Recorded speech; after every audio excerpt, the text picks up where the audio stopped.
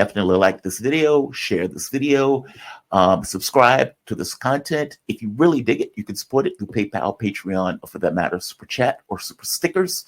Either one, all chats will be read, providing they're not racist, sexist, or bigoted.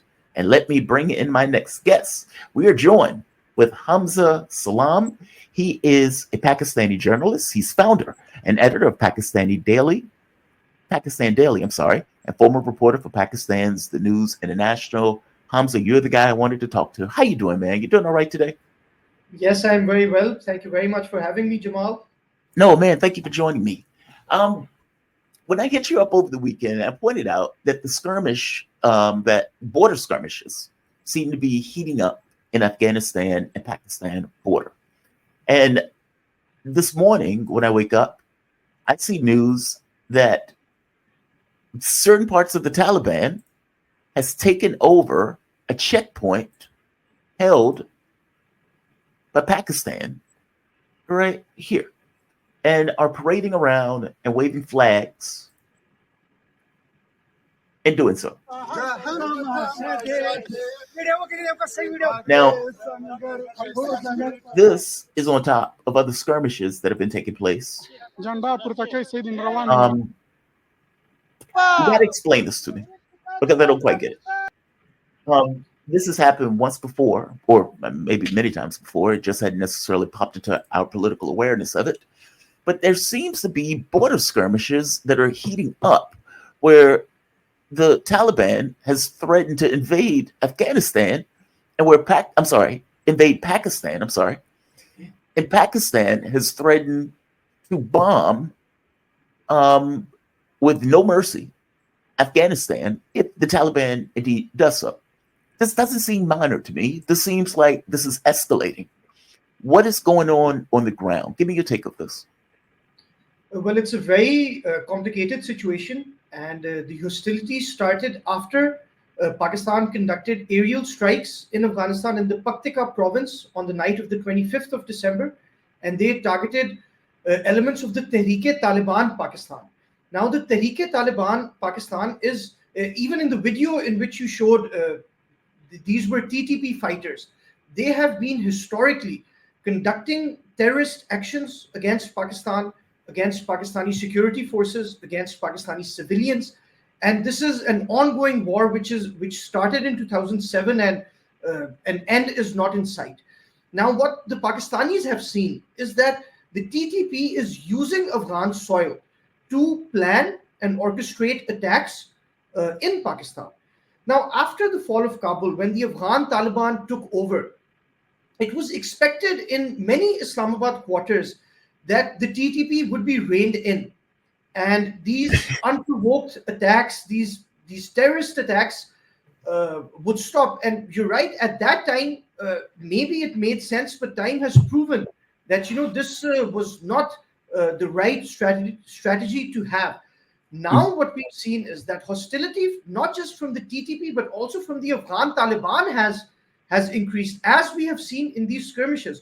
Now, in these skirmishes, particularly in the Kurram district, we have evidence, our newsroom has evidence, that TTP fighters are actively cooperating with Afghan Taliban fighters. And these are joint operations which are taking place, even though as of today, the skirmishes have paused, diplomatic channels have been used. Pakistan sent a special representative to Afghanistan. His name is Mohammad Sadiq. He is in Kabul at the moment and is negotiating with the senior Taliban leadership in Kabul. But unfortunately, what Islamabad has witnessed since the fall of Kabul is that the Afghan Taliban has done absolutely nothing to contain the TTP. Now there's a lot of clarity in Pakistani circles. We recently had a press conference by the DG of the Inter-Services Public Relations, Lieutenant General Ahmed Sharif Chaudhry. He said that the status quo is no longer acceptable to Pakistan. And now it seems that Pakistan will take action, whether it has to be taken in Afghanistan or the elements which reside in Pakistan. But no longer will the Pakistani state accept any cross-border terrorism from Afghanistan. Now, what is the difference between the TTP TTP. Taliban versus the proper or Taliban proper? What's the difference between the groups? Well, the TTP is an offshoot of the Afghan Taliban, and it pays allegiance to the Emir of the Taliban, but it has its own Emir. So Noor Wali Masood heads the TTP, but Noor Wali Masood is also part of Akhundzada's Taliban, which is the Afghan Taliban, which is the ruler of Afghanistan at the moment. But the Right. TTP focuses on operations in Pakistan. The TTP's end goal is to make Pakistan an Islamic, or what they call an Islamic state. We don't consider their version of Islam. Like Pakistanis have a very different version of religious law as compared to the terrorists of TTP. So their stated goal is to invoke their version of Sharia law in Pakistan. And the Afghan Taliban, their goal is, or their outlook is dependent and focused particularly on Afghanistan. So that is the main distinguishing factor. But there are many similarities between the groups. There are many fighters who sometimes are part of TTP, then they go to the Afghan Taliban. They cooperate in operations, as we have seen very recently. So even previously preceding the fall of Kabul, these two groups, they worked together against the Americans. So there are some similarities and some differences between these groups, but they are separate entities with separate leaders. Okay. Is the is the Taliban proper supporting the TTP in their incursions into Pakistan? Well, yes. Now I think that the failure to restrict them, to stop their activities, I think proves that yes, they are supporting their efforts. And we've also seen some mid to low level Afghan Taliban commanders claim that the territory of Pakistan starts from Attock, and they're totally disregarding the KP province of Pakistan. They claim that that is their territory. So such rhetoric originating from even a mid-level commander does raise eyebrows. And as Pakistan is a nuclear power, it has a formidable military. And even though the Afghan Taliban have also proven their muscle in after the war on terror, and they face NATO, and now they're ruling Afghanistan, but they do not have an air force. They are not a proper multilateral military. While Pakistan is a nuclear power, and Pakistan has always had an elder brotherly role in regards to Afghanistan. We've tried to support them. We try to help them get international recognition, but it seems that our help or support from Pakistan has been taken for granted. And perhaps the Afghan Taliban feels that the TTP is a greater asset than their relationship with Pakistan, which is why they have been unable to restrict these unprovoked attacks. But Afghanistan is going to lose their mind on any attacks on Afghanistan, even if those attacks against the TTP Taliban, right? I mean, like, I have been watching, I've been going through this report, and I've been shocked at some of the stuff that has been coming out of the Taliban. Like, in one sense, they pointed out, hey, we took down all of these empires, America included, Pakistan, you better watch out.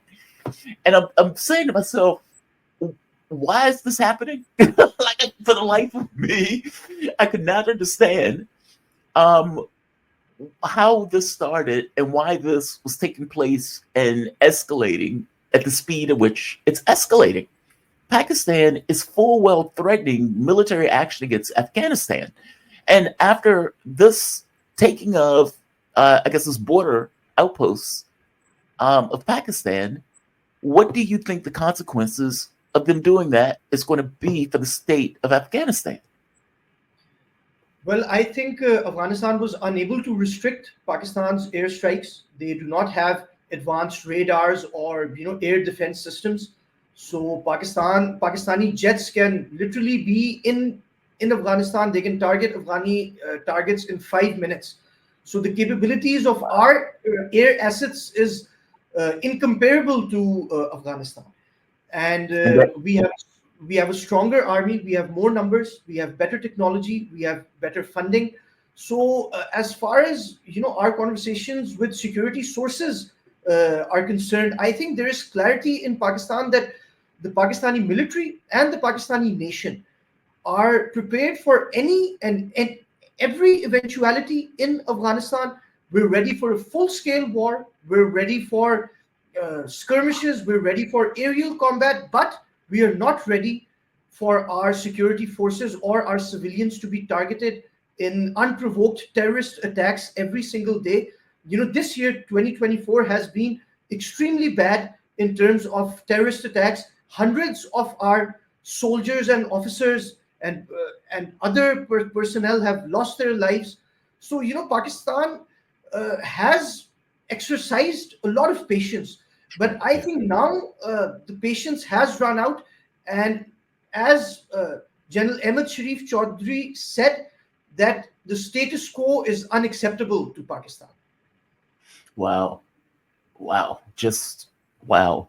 What do you expect to take place with this? Meaning, do you expect further escalation? Do you expect the escalation to include the main body of the Taliban? Meaning, do you take this as, yes, this may be starting with the TTT Taliban, but this is going to spread to the traditional, regular Taliban that we know and that we're more so accustomed to in Afghanistan itself? How do you find this to escalate? I'm just curious on your take on this. You've been following the story, and the story is directly related to issues associated with your country. You would know better than I would.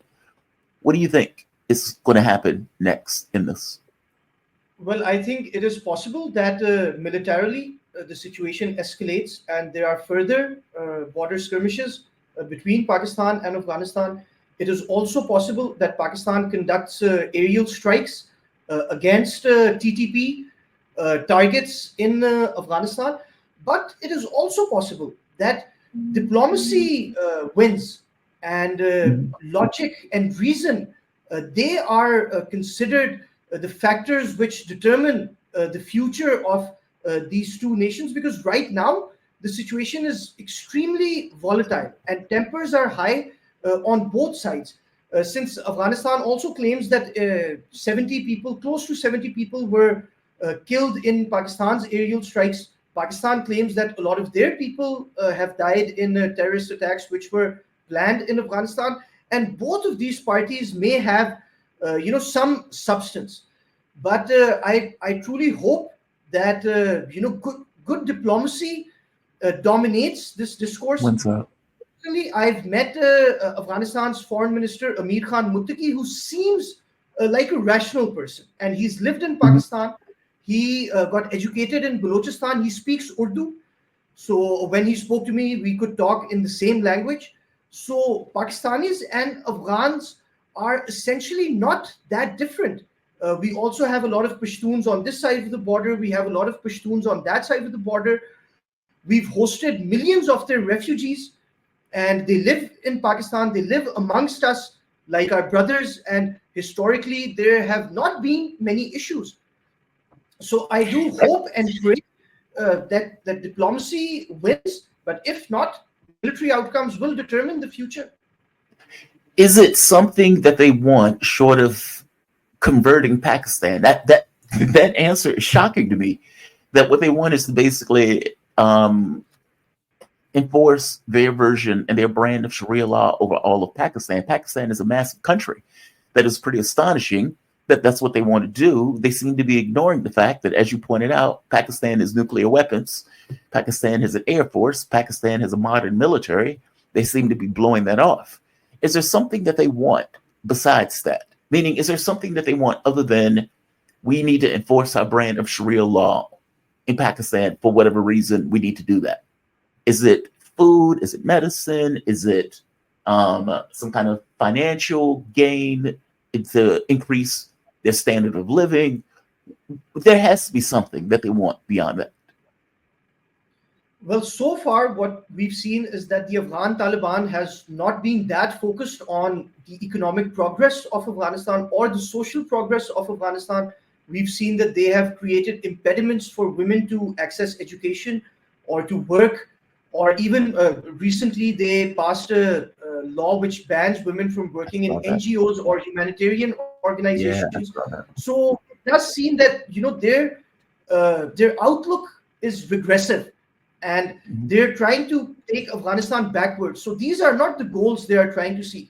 Even international recognition, I think what Pakistan hoped was that Islamabad could help Kabul fight its case in the international realm and help it gain international recognition. But it seems that there is a very dangerous jihadi mindset amongst the Afghan Taliban leadership, and then their offshoots like the TTP, and even this this absurd claim that they have claim to any territory in Pakistan. Like, this has no historical backing. This has no legal backing. This militarily they cannot do that. Like, if you war game this scenario, I think there is a 99.999% percentile that they will not be able to get even an inch of Pakistani land. But They what just took an Pakistan, inch of Pakistani land. I mean, or is that not Pakistani land? yeah, sometimes some of their fighters don't even accept that this is Pakistani land. But in order to prevent any hostility, Pakistanis are first, they fenced the entire border, which had not been done. Now 90% plus of the border is fenced, and there's also whispers. It's not official policy yet, but there are whispers that Pakistanis are thinking about creating a buffer zone, maybe 20-30 kilometers, in order to ensure that there is no infiltration. Because you have to understand that there are some tribes who have half the tribe is in the Pakistani territory and half the tribe is in the Afghanistan's territory. Interesting. Oh, that's super interesting. So they go back and forth, meaning they're able to travel back and forth without any impediment because they're part of both tribes. That's fascinating. You must understand, we don't have tribes in America. It's not built that way. That's not the way. Like the first time I went to Africa, I think I was in Kenya, Africa proper. And I was curious about what their political climate was. Like, what are the political divisions? Like in America, it could be race, it could be culture, it could be finance, like money, like economic. And one of the main things were tribes. Like everybody's black. So it's not like you have this kind of black-white divide. You might have like 0.001% of the people in the country that might be white. And so it becomes this kind of tribal clashes, these tribal fights that these guys engage in regards to their politics. It's fascinating. I have to ask you before I let you go about Imran Khan. I consider him the coolest man on the planet. Yes, the way he looks. But he has not necessarily had great political fortunes over the course of the last year. What is the case with him now? From my understanding, they dropped some charges, but they still kept him incarcerated, or correct me if I'm wrong. What's going on with him before I close with you? Well, I think 2025 will prove to be lucky for Imran Khan. And already we're seeing such extensive and coordinated lobbying from Washington, which has a great impact on Pakistan. You may have seen Richard Grenell's tweets I have. about Imran Khan and calling for his release. And he is particularly close to Donald Trump, and he is his envoy for special operations. And whatever he says is taken very seriously in Islamabad's diplomatic circles. And his statements have coincided with sanctions on Pakistan's ballistic missile program, fresh sanctions. So the Pakistani diaspora, or not diaspora, but the intelligentsia and the intellectual elite is thinking that perhaps this is a coordinated effort, and these sanctions are also a pressure tactic done to make Pakistan comply to their wishes. And I think that because of this pressure, already negotiations have begun between the government of Pakistan and Imran Khan's political party. Some rumors suggest that he has been offered a house arrest so he can go to his palatial mansion overlooking the mountains, and he can live like a king essentially, but he will Right. be confined to his home. But Imran Khan has refused. He's asking for the release of other political prisoners, and there's also been some convictions of some people in military courts. So that is also something which is controversial. The U.S. State Department has issued a statement. UK's FCDO and the EU and other nations have condemned these military courts. So overall, I think that 2025 in Pakistan, it could be a year of political stability. It could be a year in which political forces and other forces, the establishment, they sit together, they conceive solutions, because ultimately these internal conflicts are dividing our attention. And we seek peace, we seek progress, we seek success. We don't seek war or internal. Yeah. Correct me if I'm wrong. Oh, okay. I love the fact that you said what America says has weight in Pakistan, which takes me back to the ambassador, where Imran Khan, on the day that Russia invaded Ukraine, Imran Khan was sitting in Moscow. Now, he wasn't there because of the invasion. He was there for something else. But, from the Washington point of view, especially with the Biden administration, they see that and they say, how dare he? Because anything that's associated with Russia from the U.S. point of view, especially under the Biden administration, was radioactive.